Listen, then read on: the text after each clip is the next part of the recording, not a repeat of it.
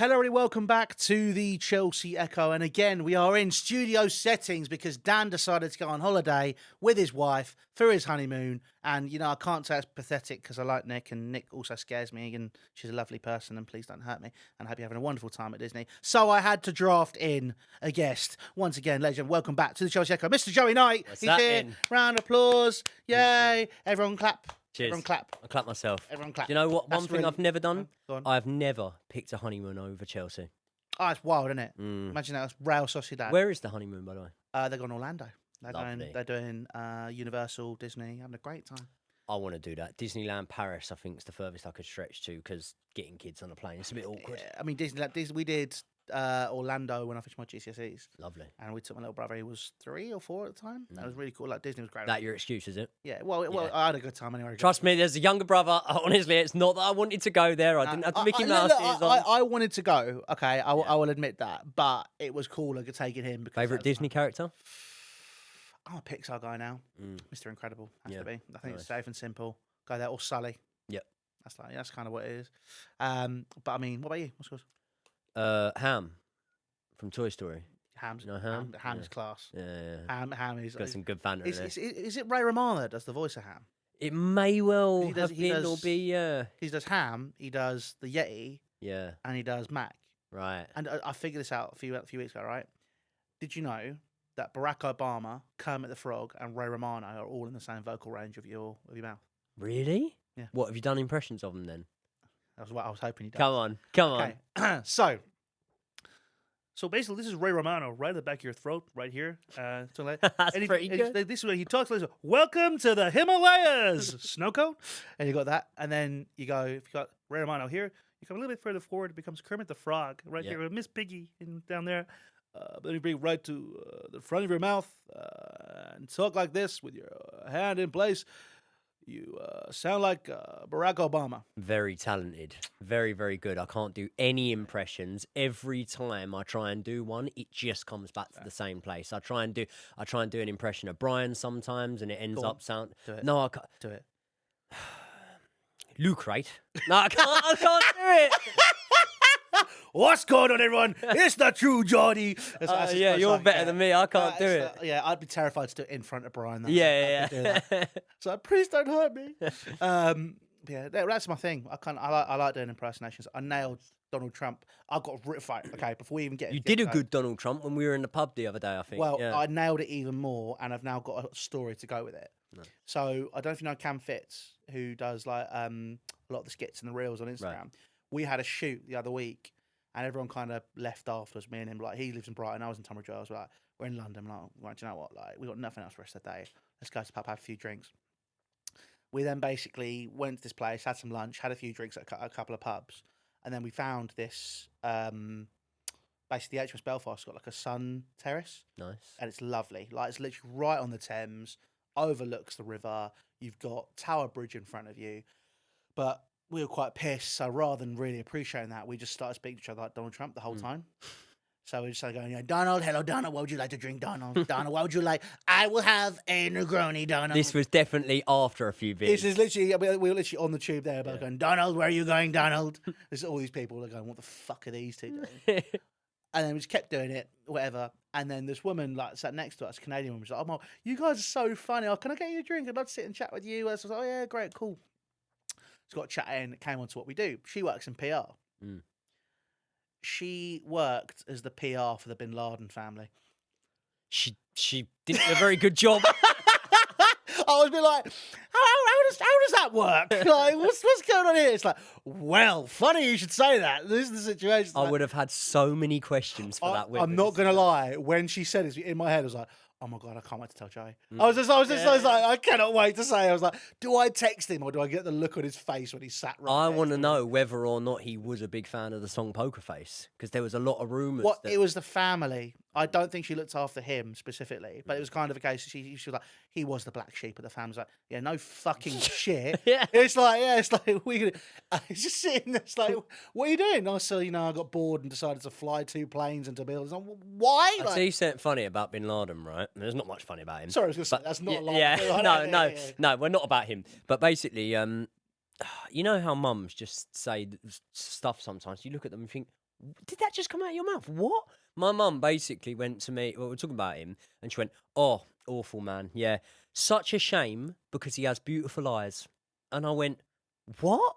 And she went, his eyes, they're really nice. And I looked at a picture of him, I thought he does have quite nice eyes, to be fair. Oh, for God's Who's calling us now? Who's that? What's going on? Alf. Fucking Alf. What Shocking. the hell are you doing? Fucking hell, Alf. You know, just to get back to that, the only impression I've actually realised I can do. Do you remember was it X Factor? Do you remember Ant and Seb that song "Mysterious Girl"? Move your body, come on, move your body. Can you do? Not the song, which not one the can you song. do? I could probably do the song as well. But he goes, "Gives a chance, Simon." He goes, "Honestly, you should hear him on his own. He's a bit like P Diddy, and I'm a bit like Rick Astley." That's literally all I can go for.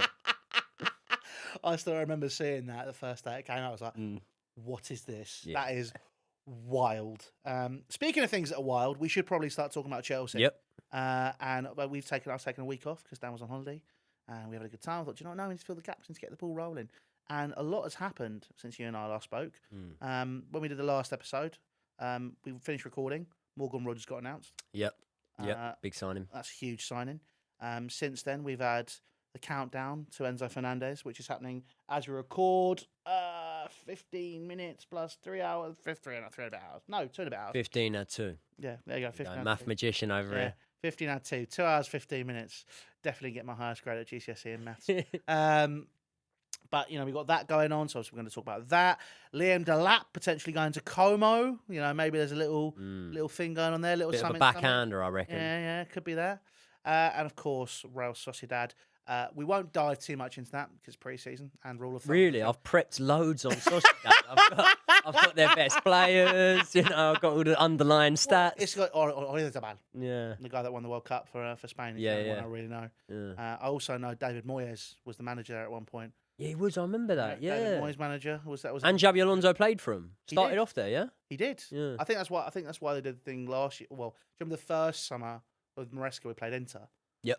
I think that's like a thing where they'll be like, well, I'll play this last game, be against like their team or whatever. So interesting, we'll have to see. But we'll dive. Let's go Liam Delap first. Yeah. I was surprised by that. So we were sat here, you know, getting settled in the boiling heat.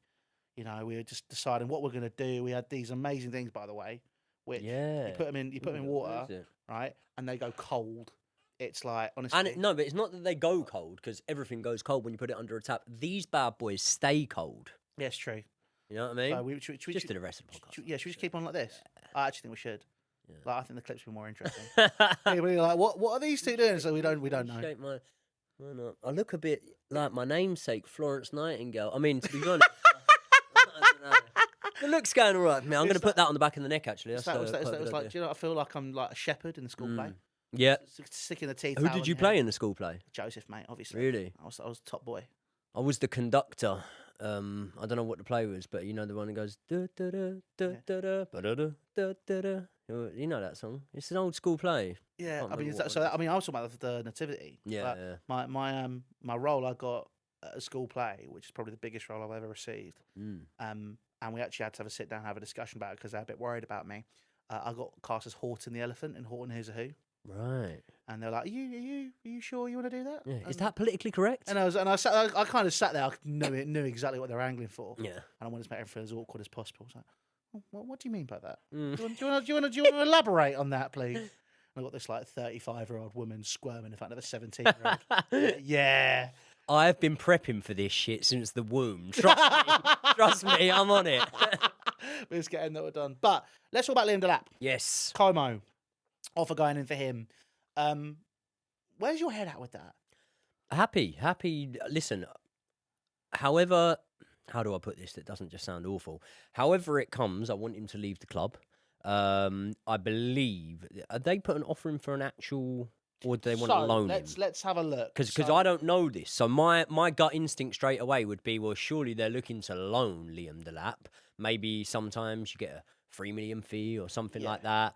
Once again, like in the same way that you spoke to me about, you know, on the podcast that we've just done, you spoke to me about defenders and how defenders will often level up when they go from the Premier League to Serie A. Could there be that with a striker, with a Liam Delap, 100%? Yeah, absolutely. So I think I'm trying to find it here. So from what all we've read is they've made an approach. Right. So he's been offered. Well, there's two things here. Fabrizio, the fraud, apparently, has basically said that Como have made an approach for Liam Delap. He can leave Chelsea in the next few weeks. Following that, Di Marzio's come back and said Liam Delap has been offered to Como management. They are considering a loan for him. So there's two stories there. Who you want to believe is completely up to you. Fabrizio, by the way, we were doing some work the other week. One of my talent was did a video which was, should Fabrizio... Well, okay, let's ask you the question first. Should Fabrizio Romano be banned from football? Banned. That was the question. Is a strong outcome.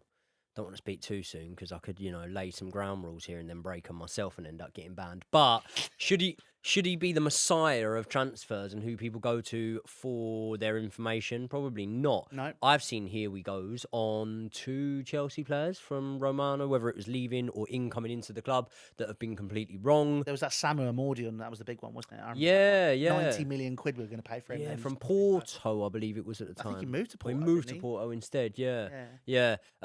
There's also been ones of Chelsea players going out the door. There was also ones of Chelsea players that became Chelsea players. João Pedro, he gave it Here We Go to Newcastle, I believe, for at some point. Could fact check that, and I could be wrong. I'm going off memory. Do you know what? Fabrizio shows up a lot on my feed for someone whose posts I don't really interact with all that much, and I don't follow him.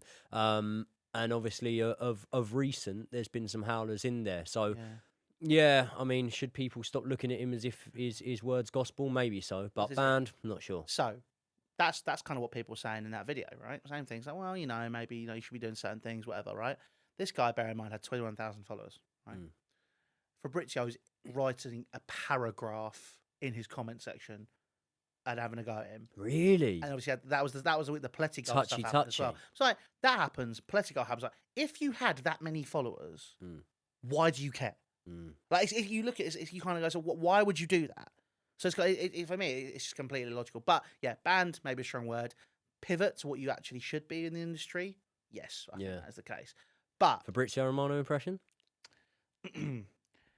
There's an agreement in principle between Chelsea and Como for Liam Delap. Here we go. Agreement in principle. This is powered by Heineken and by this glass of water. Thank you very much. It's like having him in the room with me, for God's sake. Well, Fabrizio Romano here with Donald Trump. Donald, what do you think about Liam Delap going to Como? I like it a lot. I think it's a great deal. I think that for Chelsea, Liam Delap, he wasn't so good. Me up front, different question. Best striker. I saw Pele once. Pele, great player. But for him to go to Como on loan, great move for him. Knows exactly what's going to do. And I know George Clooney, massive Democrat, though. I don't like him because he's a Democrat. But aside from that, for me, go to Como, go to his house, fantastic. I'm going to start booking you for parties. It's good. See, there's Liam Delap's going to move, and he's just doing the fucking Donald Trump. Getting blanked by everyone. Oh, yeah, that's you're like, who the fuck is this? Like, my mate. So you know what that is? You're going to go to a party, right? And you go, oh, can I bring my mate? He's sound. Yeah. And that's exactly what it is in the corner. It's like, he does a few impressions, but I've come to this party because Joey invited me. Okay. Anyway, back to Liam Delap. So yeah, I mean, a move for him, realistically, opportunity, I think I agree with you. You do well in Italy. Yeah. The thing with this is, it's like you were saying about pre-season. I find it very hard to get excited or interested in things that don't bother me. So Liam Delap leaving Chelsea is something I'm interested in, something I'm excited about, something I want to happen. If we were absolutely had no options at all, then I think you'd maybe look at things and you might go, could he come off the bench here and there? I look at Danny Welbeck, who I'm not massively excited by straight away, but I think will be key for us in certain moments. He's miles ahead of Liam Delap at the moment, which is something I wouldn't have thought I'd be saying when we bought Liam Delap. Nicholas Jackson is light years ahead of Liam Delap. I mean, that ball in the friendly, was it JDT that he put on a plate for Liam Delap?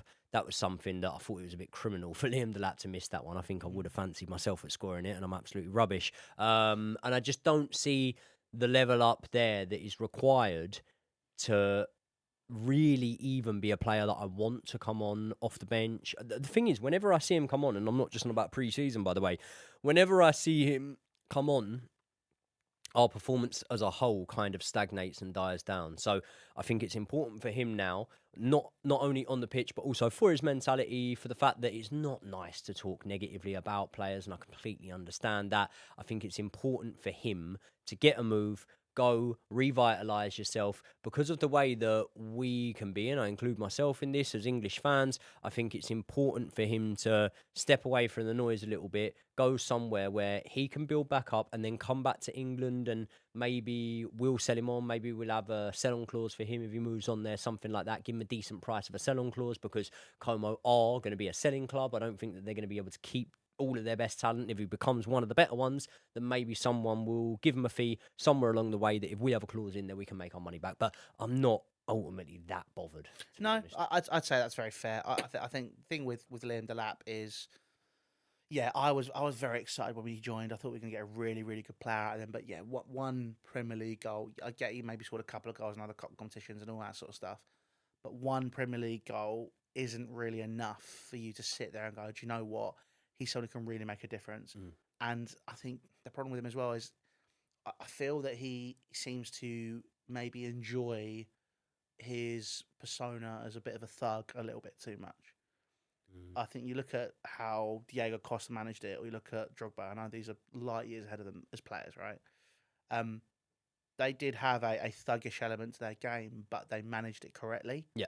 Whereas I feel like Liam Delap just likes fighting people. It's an ingredient that goes well alongside a very good dish, basically. Do you know what I mean? It's not, it shouldn't be your personality. It shouldn't be the thing that you're like, yeah, I get stuck in. You get stuck in the mud when you go through on goal. Do you know what I mean? And that is not what I want to see from my number 9. So, yeah, the quicker that situation gets resolved, the better. And then I think we very much move on from the end of that. This is it, exactly. So we'll have to see what happens with that. We've got a Mega as well. We've still got a shift where we are massively oversaturated in a lot of positions. Let's move on, though, to the big story. Let's talk about Enzo. Yes. Obviously, as of recording, it is currently 2:54 p.m. in the studio. In the Big Brother house. And it's obviously a couple of hours before the deadline, which I don't think is going to be a deadline somehow, because apparently Enzo Fernandez, £102 million offer has been tabled by Manchester City. Enzo Maresca in his press conference, when he was asked about is anything going to happen with Enzo Fernandez today, kind of said no, but there was a little smirk, a little grin. So you know there's clearly something going on there. Wheels are in motion. £120 million offer is what we've been chasing. You and I discussed Enzo Fernandez previously, and we said we weren't particularly sure. This was maybe a couple of weeks after the World Cup. Everyone was kind of maybe a little bit sore. You and I are kind of still going, well, in how we want to play and how Xabi Alonso wants to get the best out of this team, the amount of money that Chelsea has invested in Enzo Fernandez, is this a deal you look at and go, do you know what? This is a good opportunity to maybe get some cash in and find someone to replace Enzo Fernandez that can sit better with Caicedo? Or do you see him in this team and go, do you know what? I can see him playing alongside him in that double pivot. Everything for me always comes down to the attitude and the feeling of the player. And I often will judge things like that the same way I would judge a personal relationship. I would never want to be friends with someone who's not keen on me. I would never want to go out with a girl who didn't 100%, to use a Love Island reference, have all their eggs in one basket. Do you know what I mean? And with Enzo Fernandez, I'm very much... He loves a bit of Love Island. I fucking don't. Do you not? I fucking can't stand Oh, don't. I've watched... Early seasons were good. I've stopped applying now, though. I think once you have kids, you just got to, you got. Once you've had kids, been in a relationship for 10 years, you got to stop applying. Did I tell you what I got asked to go on celebrity first dates last year? No way. Yeah, not as a celebrity though. So I was like, what the fuck are you asking me for? Go away. So what happened? You can't leave it there. No, they just said, can you come on? And I asked, well, what's the plan? 2, is it paid? 3, how does it start? And I said, 4, who is it? I was like, well, and then they're kind of like, well, it could be this person or it could be this person. And, Give us some names. Come on. They didn't give me names. Oh. I was gutted. I was like, well, it could be these people. Well, we can't give you the name. Kind of need to know you fancy them, surely. Exactly. That's I'm human there, nature. like, why would I do this? Like, it's just like, we just think you'd be a great fit for them. And usually when people say that to me, it's usually a terrible fit. So I'm going, nah, no. You ever been on TV Non-football related? Yeah, non-content related. No, I don't think so. I've been on the news once when I was a kid. I was on the news. I lost my job over it. It was really annoying. Right, you can't fucking leave it there. Like, I'm sorry. Like, we're going to talk about Enzo Fernandez in a minute, but everyone can shut the fuck up. So, what is going on? I was working at Staples. You know Staples? I know Staples. Yeah, I was working at Staples in Epsom. And I was always calling in sick. And the problem was, whenever I called in sick, back in these days, it's like 2011, like your local nightclub used to have a photographer in there that would go around taking pictures, and I weren't really getting in the pictures, but I'd often be in the background. And it's like, well, hold on, you was in Chicago's last night, and it's like, was I? How do you know that? Like, I've seen it on Facebook. It's on the picture. Anyway, one day I've said, look, I'm really ill, whatever, and then I was just an observer. wasn't one of the looters. But, you know, when the Croydon riots happened, well, there was riots all over London. But basically, yeah, I used to do a bit of part-time work in a furniture shop, which wasn't Reeves Corner, but it was right by Reeves Corner, right? And everyone was going, furniture shop at the bottom of Croydon High Street's on fire and whatever. And I'm like, I'll go and check that out. I'll go and have a look, because I wanted to make sure it weren't CFC, which is Croydon Furniture Centre, which I used to do a bit of work in. Luckily, it wasn't. Unfortunately, it was Reeves Corner. I'm stood there watching the fire burning down, and my BlackBerry starts going off. BBM back in the day, you remember that? Yeah. So BlackBerry's pinging off. Everyone, you're on Sky News. You're on Sky News. You're sacked. So that was pretty much the end of it. That's brutal. Yeah, I mean that. I was supposed to be at work. To be fair to them, you know, not painting Staples in a bad light. Not actually a company anymore, but I was supposed to be. I thought. Not the Epsom one that I worked in. They've become Office World or something like something else. I don't know Office what they Depot or something like that. Yeah. Something like that. Yeah, but yeah, I was supposed to be at work. I'd called in sick for other reasons that day. I was actually feeling sick in the morning, and then I think I might have had the flu, and I went down there to warm up because there was an open fire, something like that. So, well, hopefully Enzo Fernandez. No one died. No one died, but you know, Enzo Fernandez coming back to England. Yeah. That might be a problem for him, but let's go through that later times. That is wild, by the way. To be fair, I got sacked from a job in Slough about 18 months ago. Wernham Hog? It wasn't Wernham No. Hog. I actually pitched them, right? Because they pitched me and said, "Won't you come in and basically make Top Gear for us?" Because they were doing like loads of classic cars and all this sort of stuff. It was like a glove company. I was like, "Oh, mate, all over that. That sounds sick." Rock up, and I've got all these concepts. One of the concepts was I wanted to do like an office vlog every day. Yeah. And it was going to be shot like The Office. So I was going to do the full on, like, I went and found everything, did all the shots. Coming into that that tune. Literally all of it. I was like, this is going to do so well on social. Everyone's going to like it. It'll be really funny. And then they went, yeah, no, we're not doing that. We actually brought you in because, you know, we needed someone to be the presenter on our TikTok shop. I was like, by the way, to do all the stuff you want to do, you need to make your own budget. And I was like, yeah, I was there for 3 weeks. I couldn't even have the lights on in my office, but, you know, it is what it is. Gloves are good, though. Good job we got into YouTube. Because This I is it. bet we've both done some shit jobs in our time. Yeah. I've had some. But speaking of jobs we don't like, Enzo, the point I was trying to make was if he doesn't like the job, go and get another one. Exactly. Fuck off and go deal with furniture in Croydon, mate. How about that? There you go. I mean, I think I'm very interested to see how it kind of fits in with him. For me, I don't want to sell him. I don't want to lose. Well, I don't want to sell him, but I also don't mind selling him. Dan is he's vehement about the fact he's like, we should not sell Enzo Fernandez.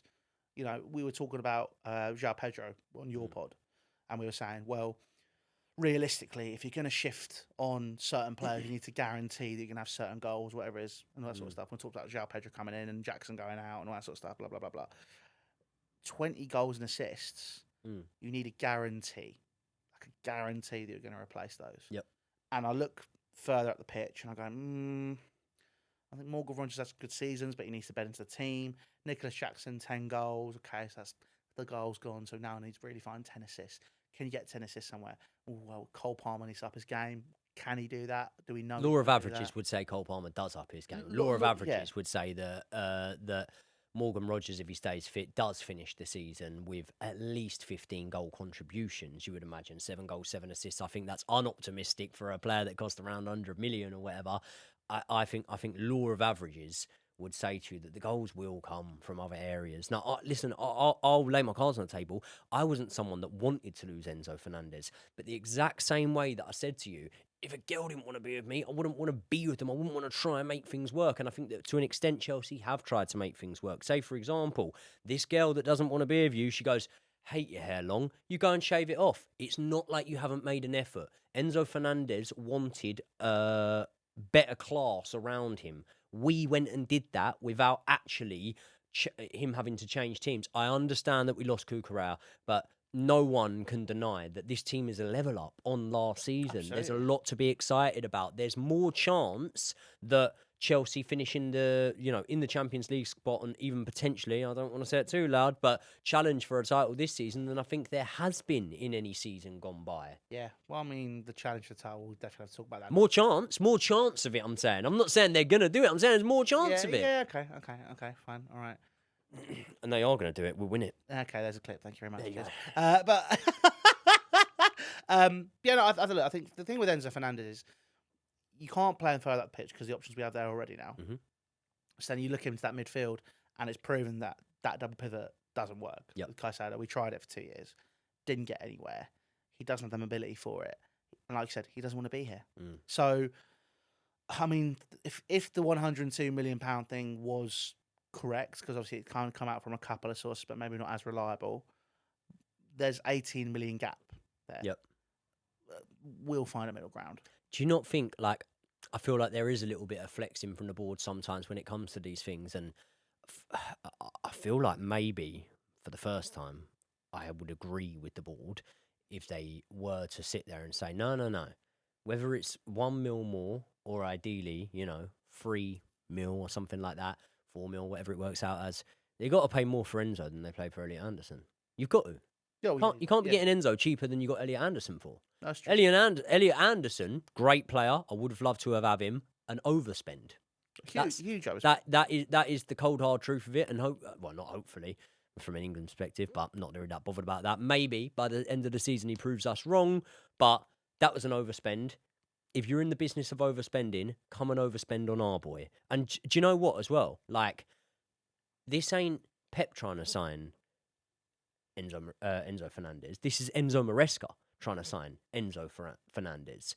You have derailed our club from when you were here to now when you've left, coming in for one of our sort of best players and one of our most reliable players in terms of the numbers. So you're saying twat tax basically has been added to this? Yes, twat tax. You've got to. What? How can you not? Yeah. I think that's very, very reasonable. No, that's fair. 100, and by the way, yeah, I don't agree with the market, but in this market, 120 is reasonable. It is reasonable. Like, look at what they spent on Jack Grealish, only to go and ruin it. You know what I mean? The money they're going to get from Rangers to Saudi, like they've got money. Savinho to Spurs, by the way, that's wild. Is that happening? Is it happening? 75 million, I think they're getting for him. Cool, 75. I don't know.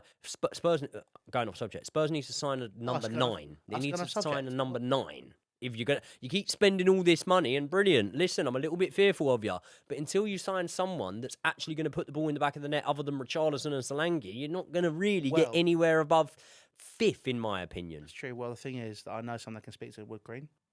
He's a fantastic guy. Runs a great kebab shop. Lovely. He goes, my friend, come sit down. Daniel Levy, not you. You don't come here. Vinay, come sit down. My friend, I have a great deal for you. Liam Delap, €5. Come I would give Liam Delap to Spurs. I'll drive him there. My friend, you don't go Como. Come with me. Come to Kebab House. We have great food. We then go to White Hart Lane. It's fantastic. Great deal.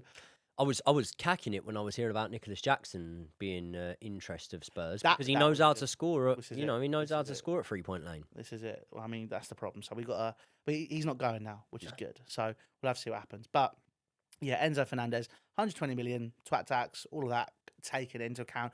I was basically in my head going, well, if we just shift him on, and then you sign someone who maybe wants to be here and is a better fit for that role. Yeah. I mean, Adam Wharton's my dream signing in there. Like, dream signing. Do you wish he was the club's dream signing a little bit more? Because what we're seeing is a lot more emphasis put on the Mm. want to go and sign Alex Scott? I don't think Alex was. I'm hearing both.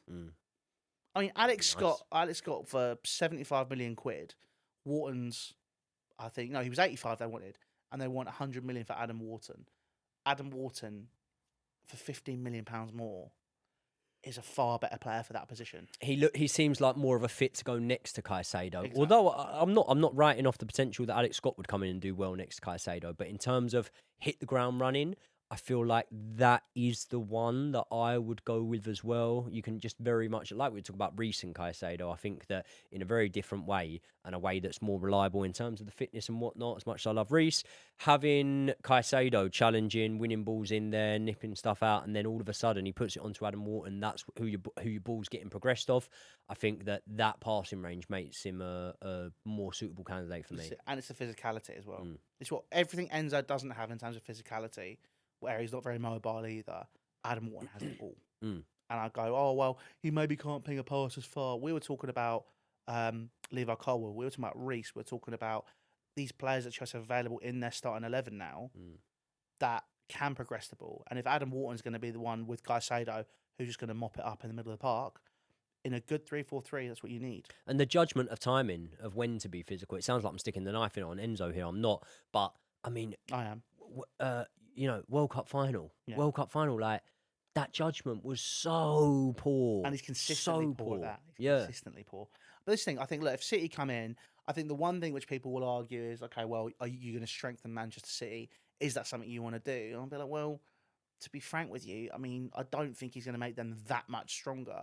If you look at who they're going to be replacing, it's like Rodri, Enzo Fernandez. I mean, all due respect to Enzo, I mean, I know it sounds like being really, really harsh. It's like, yeah, he's a good player. He's not, again, we massively overspent on him. Is he going to be the one who's going to make the difference for Man City? I'm not sure, to be honest. I had this in the comment section the other day. Someone commented saying, "Oh, you're coping," saying that Alex Scott and Adam Wharton are going to be better than Enzo. One thing that YouTube commenters love to do is they love to take words that never came out your mouth and put it in the comment section. Yeah. It's okay. So what else do I do? Do we sell him and then don't even talk about anyone to come in and to play or to make up some of the minutes that he's played for?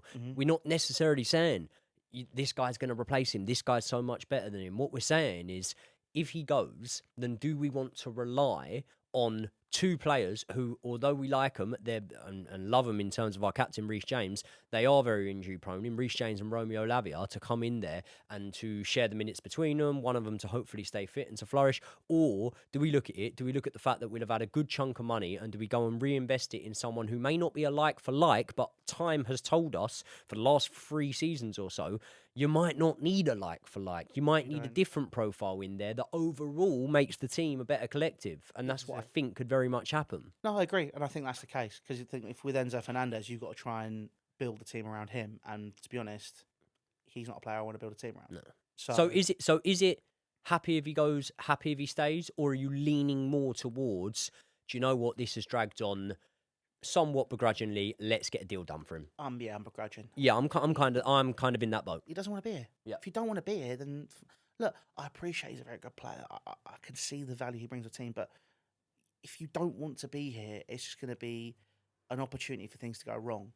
The whole point of what we're doing here and this whole change of tact is it's a fresh start. And then you said it earlier, we've made these signings. Look, we are changing. Look, we are doing this. And he still wants to go. If you still want to go, fine. You crack on, mate. You do your thing. Thank you for what you did with the Club World Cup. Thank you for scoring in Rocklaw. You've been fantastic for us in opportunities. You've also caused issues and opportunities. You go do your thing. And if we made a profit, we made a profit. Great. Thank you very much. He's been lucky during his time at Chelsea. You say about causing issues and stuff like that. I'm not going to bother going too far into it, but he has been lucky in the past. There's times when a different dressing room may have handled some of his antics a little bit differently. So if he was in the Mourinho dressing room, he'd have been slapped silly. Yeah. Absolutely. To be honest, I think if he goes to Man City, that's what will happen.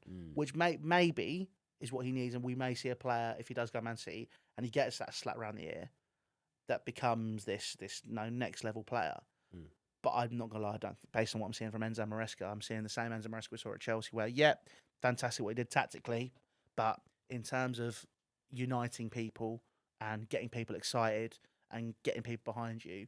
I don't think Enzo Maresca's doing that. I don't know many Man City fans are excited. And obviously, you're feeling Pep shoes, but Yeah. that's that situation. But that is another conversation. What I will say is, I think this season Enzo Maresca will get sacked. But that's my opinion. Really? I think Maresca During will the get sacked. season? Yeah. That's a big shout. You need to clip that one up. I'll Because have if that. that one comes back to pay off for you, then you're going to look like a genius here. It's prime Beneventi ball. It's what I There do, you man. go. That's There what you we go. do. But yeah, what we will do now, though, which is obviously we've discussed some potential signings. We've talked about Enzo Fernandez. We've talked about Liam Delap. We've not missed anything, have we? Oh, no, we haven't missed anything, really. Not unless we've got any news coming in. no, That's what I'm it's just been- having a it's- quick just look checking. for. There's nothing, This- nothing as of just yet that I can see. No, there's nothing here currently. So what we'll do is we'll move on and we'll wrap it up. Now, obviously, previously when we discussed, you and I are both a little bit downbeat. And so we're right, look, where are Chelsea going to finish? We did our 11. We weren't sure about it. Let's do our 11. There's no Enzo Fernandez. You've got £120 million to spend extra. Yep. You've got your team. I want to have a 4 at the back. I want to have a 3 at the back. And if you want to spend that money, realistically, Yep. what do you do and where? So we'll start straight off with the signings that I would want to be making. If I had, would you say 120? We've got 120. Let's call it. I'll tell you what, because we're going. 120 is enough for me. Yeah, you going 120. I can do 120, Let's yeah, do yeah. 120. Go on. So with 120, I would be looking at, and it might sound a little mad, but there's a lot of players other than Enzo that I'd still like to leave, and there's players that I don't think are ready for things. Again, I am a plan for the future type man, plan for the worst case scenario a little bit, and therefore, it might surprise you, I would still spend roughly another 35 on a centre back. I agree. A good centre back. I agree. Oh, So- an older centre back, yeah. Yeah, so Okay. I would be, I mean, I was really excited by the prospect of John Stones Yeah. coming in and playing sort of between 15 and 20 odd matches or something like that. I think that at the minute, and this probably takes us on to the centre back options, I think that at the minute we are one injury away from me looking at things and going, now we're starting to look a little bit weak, or like we're a little bit shoehorning players in there. So I can't give you a name off the top of my head just as of yet, but I would probably look at a centre-back, a good market opportunity, someone a little bit older. Yeah, we might not make profit on him, and that's why we're not going to spend 60, 70 million on him, but if we could get someone around the age of even 29 and you go and spend 35 million or something like that, I think that leaves you with enough left over to sign an Adam Wharton, for example. So yeah. Go on, you got the centre back for me. Emerick Laporte. Nice. That'd be a good Yeah. one. I thought Ezri Konsa, but I thought Ezri Konsa's obviously he's going to be that 70 million market, isn't he? So we avoid that. But Emerick Laporte had a great World Cup. Yep. I Yeah. really like the game. Or if Liam Delap's going to Como, which giving them Trev as well. There's a lad who plays for them who was a bit more expensive, but realistically, if we're giving them 35 or they're giving us 35 for Trev, we kind of go, okay, well, we're not going to spend 30. We'll spend 35. Yeah, but if they like, that's not all. You like to raid the Chelsea bench, mate. I've got more names for you. Oh, come on, let's go. You can easily come in and take the sassy off us as a good player, decent. He's improved quite a bit, hasn't he? Or has he gone now already? No, he's still knocking about. Yeah, he's still knocking about. So yeah, you could take a Disassi, you could take someone like that, you could take anyone really. Yeah, so I'd like that Ramon. Is it Ramon from Ramon? Yeah, Ramon. Yeah, have him. I like him. Yeah. So we got a guy for him. I like that. So we got Ramon as centre coming at centre half. So are you playing a 4 or are we playing a 3? I'm playing a 3. Cool. Personally. I agree. Let's go for the 3 then. So if we're playing a 3, we'll go with Robert Sanchez in goal. Shut up. I am gonna go. Well, listen, I think that it's sometimes I see opinions online snowball and they become popular, and the opinion that I've seen a lot of online at the moment is that we should have Penders in goal. Mm-hmm. I would be a bit of a snide if I went, quality. I've known about Penders a long time. I've watched highlights and I've always tried to keep an eye on him when he has had the odd game for Belgium and whatnot, but I haven't seen enough of him for Chelsea to go, yep, he's ready. Do I acknowledge the very strong possibility that he comes in sort of mid-season and takes that number 1 spot, or when an injury happens, when things don't go well? Yes, very strong possibility. But I'd start on the opening day, Robert Sanchez in goal. I would be looking at Palestra, right wing back. Yep. My back 3, mine would be... People might not like it as much. Mine would be Joshua Changpong, right-sided centre-back. Starting. Yeah. Okay. Yeah. Joshua Changpong, right-sided centre-back. I'd go Lacroix in the middle, and I'd go Levi Colwell as a left-sided centre-back. Everyone wants Levi Colwell in the middle. Completely understand that. But I've seen Levi Colwell under Pochettino play left-back for quite half the season or something like that. Great. So maybe I'd have him as the left-sided centre-back. And then I think over on that left-hand side, although I haven't seen a massive amount of him, very easy straight away to go the new Pep, Chavaria. Yeah. I can never pronounce it that well. Then I think if we were able to sign him, I'd go Adam Wharton in there next to Caicedo. If not, I'm going Reece James in there next to Caicedo. Again, if Reece James hasn't got a spot, then maybe I do look at the back line, and maybe I look at even Palestra over at left back and Reece James over on the right hand side. I don't know if wing back suits him all that much, but at the minute I'm saying Adam Wharton or Reece James next to Caicedo. And then further forward, I think that at the moment you do look at Morgan Rogers, João Pedro, Cole Palmer.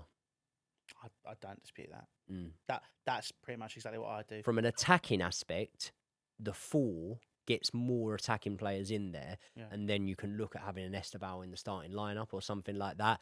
But I think that you often feel like you know, glass half empty mentality. You go, 5 at the back, whatever. Well, listen, if we're fluent and we produce more balls into the box, more shots on target, and more possession in the final third with a free centre-back system, then are you sacrificing any attack other than the name who is perceived to be an attacking player that would then be on the bench? And as we know, in football, we're playing 100 minutes every single match minimum. It's very important to have bench options. Exactly. Some of our biggest wins are players that come off the bench and score for us. Yeah, and I think we've got some great options on the bench. I think Nicholas Jackson will be great off the bench. Esteval, great off the bench. Yeah. Quenda, great off the bench. I think we do have some pretty exciting players in those positions. I think. What was that? I don't know, but I have got some good news for you. Oh, yeah? My guy after you's just bailed, so we're going to go up to the pub, get some nice food, get a pint, warm it up for tomorrow. What a result. Oh, I'm so happy about the pub. That's so good. Anyway, that's he's going to want to wrap this up now. That's fucking staying in. Sorry, Laden, we're off. See you later. But yeah, no, so we go, my team. Yep. I mean, we're not going to sign a keeper, so that's gone. I mean, it's going to be Sanchez, Shudder until Penders is ready for me. I go right centre back. I am going Lacroix. Yep. Centre, I'm going Levi. Left centre back, I'm going Hatto. I really, really, really rate Hatto. Yeah, I think there's a lot to like about Hatto. Yeah. And again, like, very unlucky not to just make my lineup. And I think that the main thing I would say about it, I mean, to be honest, I'd probably maybe even have him as left wing back in my one. But the thing sometimes you do have to pick something, and it's like picking between two evils. Dropping Hatto, who's been unbelievable, really consistent, and actually probably way better than I thought he was going to be, or risk losing Joshua Changpong, who I guarantee you will end up playing for one of Man City, Arsenal, Liverpool, someone like that, and I'll always end up regretting it. But when we discussed this, obviously, guys, go check out. We're not going to do it again here, because obviously, if you've come across from Joey, you're not going to want to hear it twice. If you want to go, if you haven't come across from Joey, which I somehow sincerely doubt, then obviously go ahead and check it out. The move for him to potentially go to Coventry has also been on the cards today. That was discussed. That's where he'll get his regular minutes. Yep. So I think realistically, that's where you give him that opportunity. It's just man management. It's kind of look like what I like about what they've done so far is they've gone, we fucked up. If they turn to him and go, we fucked up, we need to give you some minutes, go play. I think that's without sounding out of order, and we all love Frank Lampard, but is there not a part of Joshua Changpong that goes, hold on, Bayern Munich were in for me? You know what I mean? Even Crystal Palace want me. Do I want to go and be in a relegation battle? I think they'll stay up, by the way, but by the skin of their teeth. Well, yeah, I mean, I think Palace might be down there this season as well, but it's still European football, isn't it? Yeah. I mean, look, okay. If I'm him, Palace is definitely the sexier option. Yeah. Why not? Stay in London. A bit easier. House. Yeah, I mean, you don't want to go to Coventry. Yeah. That's fair enough. For one's never going back. But I think, look, realistically, like, there's an opportunity. I think the relegation scraps, in fairness, I think for young players especially, are good testers and good barometers for your mental wherewithal. And it's the stuff where it's tougher. You know, if you're playing at Chelsea, he's going to be on the ball all the time. He'll be knocking about. It's fine. If you're under pressure and under the cosh as a youngster, it can either make or break you. This, I think, could make Josh. Yep. It's very much, it feels like, Mason Mount, Tamori, Reece James. John Terry to Nottingham Forest. Nottingham Forest, yeah. It's like that. It feels like that kind of vibe. Levi Colwill at Huddersfield, losing the playoff final in like really hard circumstances.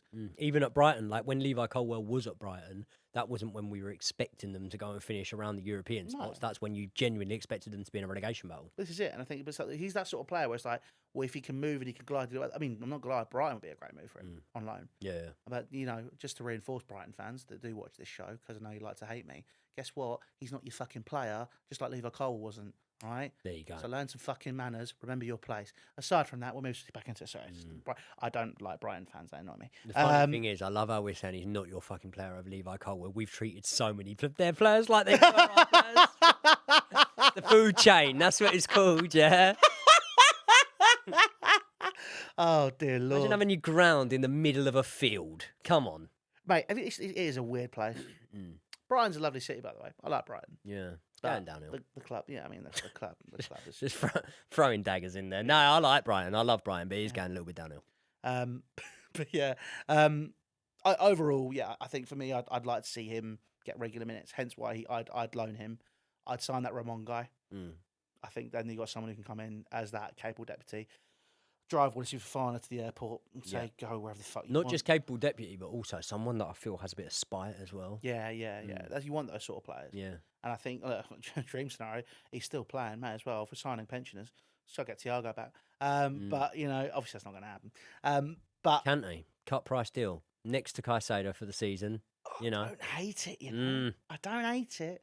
Have him knocking about.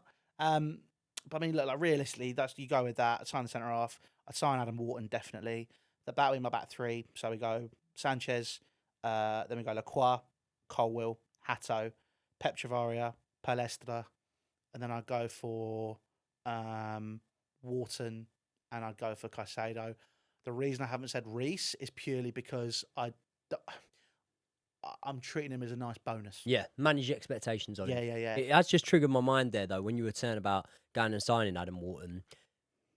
The Jordan Henderson transfer is making more and more sense to me now. Not because he's going to play, because they want to sign someone in there who can become the man. They also want to go in line a little bit more with what we've always seen that the ownership have wanted up until this window. And therefore, if you were to bring in an Alex Scott or an Adam Wharton, regardless of who we favour over the two of them, having Hendo in there could be quite key for the development and bringing them on ahead of their years. Yeah, well, this is exactly what you want. And that's what we were saying about, other signings, where it's like, those older heads, arm around the shoulder, this is what you need to come in. Let's try this. Let's try that. This is what you need to learn, and then from there, it's shifting it onwards. But yeah, I mean, Adam Wharton, Alex Scott, whoever it is, I'd like to see them come in, and then front three. We've got the same front three. I've got Morgan, Cole, I've got João Pedro. Your expectations for the season, mate? I think we're going to win it. I like to speak. I said about not wanting to speak things into existence, and I work the exact same way as the other end. So I don't want to, be too pessimistic. I want to speak it into existence. Look, there's quite a lot of people at the moment in the media, people on YouTube, I've seen stuff like that, who, and a lot. I'm mostly on about non-Chelsea fans. I don't really think many Chelsea fans have been doing it, but there's so many that have been putting Chelsea in second, and I just look at that and I think, well, if you think we're finishing second, then I've got to think we're finishing first. Listen, do I say that with a lot of confidence? No. If you put a gun to my head right now and said, who is finishing top of the table? I think that... It's hard to put Arsenal, isn't it? It's hard to put them, though. It's hard to not put them, but it's fucking hard to put them. Do you know what I mean? And I don't really fancy it. Look how bad they were at finally getting that Premier League trophy after having so many sniffs of it. Maybe 3 seasons where you could have said they should have really won it before that. One, they weren't really in a title race for, but there was 2 seasons there where they should have won it, in my opinion, right, out of those 3. And therefore, why are we just expecting that a team that won it 3 years later than they actually should have are just going to retain it? Why are we saying that? I understand that you go, well, the defensive record, the squad, how they've improved. I get all of that. I do. But I just wouldn't hang my hat from sort of what I've learned from history of the Premier League, I wouldn't hang my hat on Arsenal retaining it. And that then means that you're going to have somewhat of a surprise winner. A surprise, possibly, for Man City in the way that Pep's just left, and we've all thought that there may be a rebuild, losing Pep, losing Bernardo Silva, losing Rodri and players like that. Maybe you could look at that and say, oh, it might be a little bit of a shock. At the same time, they've got all these charges and they've still spent nearly $1 billion since 2025, haven't they? So I think that there's a want for me that wants Maresca to fail at Manchester City and fail miserably. So there, I then look at it and I go, okay, if you rule those two out, and it's a huge thing, a very unlikely thing to rule them out, but if you rule them two out, then who are you looking at? You're going, United. who's more likely out of us, United, Liverpool and Villa? Villa have lost players, but trust me, I think Villa will be up there. I think Villa, I'm predicting Villa to finish in the Champions League spots again this season. Okay. Yeah, I am. I think Unai Emery's fucking brilliant, mate. So, that being said, if I am picking out of teams I'm not confident in, I'm backing my own, mate. Yeah. And I know, listen, the ship has sailed for me to not look an idiot on YouTube. I've done it.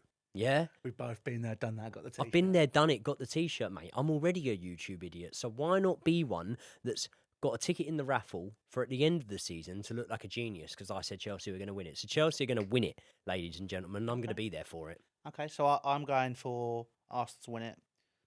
City second. Us third. Can't complain with that, though. No. I think if we can get third but close the gap. Yep. Like with the signings we're talking about making, right? A Tuchel third. 11, 12 points in it. Yeah, that's it. Like close that gap and go, right, then we build on that the season afterwards. Perfect. I've got United fourth, Spurs fifth, Liverpool sixth, Villa seventh. Surprise relegation battle. Not to say you think they get relegated. Newcastle. Really? Yeah, I got Newcastle 8th in my table. You're 8th? Okay. Yeah, I think they're going to do a little bit better than people think. Interesting. Don't know why I think that, but maybe I'm just hoping for Brian. But yeah, well, my surprise relegation, and I've said it before, and it's made me look like an idiot, but I'm gonna put Brentford down. I think they've got that infrastructure now. They're like Brighton. You've got the infrastructure to be able to be capable. Yeah, we always say that though. I just think out of the teams I've looked at, I'm going, right, who could slip right down there? And I look at Fulham. Fulham's an interesting one. Yeah. I look at Fulham. I look at Brentford.